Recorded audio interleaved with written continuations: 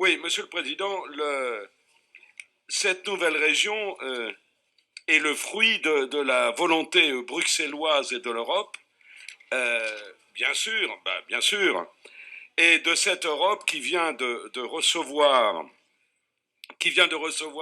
une gifle magistrale du peuple anglais. Merci pour les applaudissements, nous les accueillons.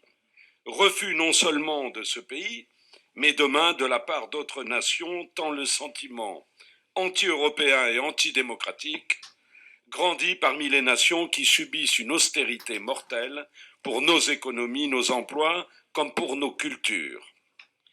Dans son dessein de détricotage des nations, le plan d'installation d'euro-régions techno-économiques, car il s'agit de cela, place ainsi, par la seule volonté de Bruxelles, de l'Europe, 3 régions à l'histoire millénaire et qui sont aujourd'hui obligées de se réunir pour former une entité dont nous avons la charge de lui trouver un nom. Un seul nom qui puisse réunir les patronymes d'Aquitaine, de Limousin et de Poitou-Charentes est impossible à trouver en conservant ces 3 dénominations. Le débat fut long, les réunions nombreuses. Nos commissions nous ont du reste donné l'occasion de constater qu'un certain groupe politique ne voulait aucune référence historique ou de nos territoires, de ce qui donne en fait de la chair et de la réalité de tout ce que les hommes ont construit depuis des siècles, du haut du Limousin à la barrière des Pyrénées. Ainsi, ils ont malgré tout changé d'avis puisqu'ils proposent aujourd'hui un amendement en rajoutant les noms des 3 anciennes régions. Nous avions en effet entendu Grand Sud-Ouest Atlantique, Anne-Marie Cocula le rappelait, certes l'océan est là, mais pas pour tout le monde dans les 3 anciennes régions. Dans cette démarche désincarnée, on baptisa une de nos régions les Hauts-de-France. Terme à notre avis inélégant s'il en est, comme géographiquement inexact. Alors pourquoi pas les bas de France ou en bas à gauche, si je rappelle ceci, c'est pour montrer jusqu'où peut aller l'absurde quand on tord la réalité des terroirs ou l'histoire.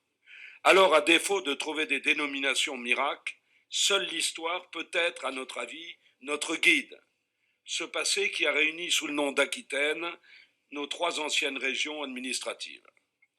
Au moins, ceci est une réalité charnelle et défie le temps. Que nos collègues du Limousin ou de Poitou-Charentes, ne se sentent pas frustrés ou orphelins. Ainsi que le rappelait tout à l'heure Thierry Register, Poitiers fut capitale d'Aquitaine et un duc d'Aquitaine fut proclamé à Limoges. Certes, il y a des siècles, mais depuis les Romains, l'Aquitaine déborda des frontières de l'Aquitaine du XXe siècle. Quant à Aliénor, elle régna sur ce qui comporte, grosso modo, notre nouvelle région. Alors, l'Aquitaine nous réunira. Nouvelle-Aquitaine est un pis-aller, mais nous voterons cette dénomination en espérant qu'elle soit le signe et l'emblème d'une résistance à la technocratie pour la sauvegarde de nos terroirs et de nos cultures, dont aujourd'hui les politiciens, de droite comme de gauche, qui nous gouvernent ont soudain, au lendemain d'un référendum, redécouvert qu'il fallait les défendre. Je parle bien entendu de nos cultures. Les peuples sauront de toute façon leur rappeler.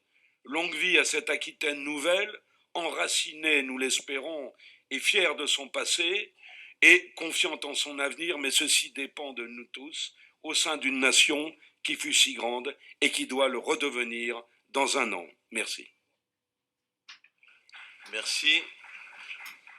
Je vais mettre aux voix.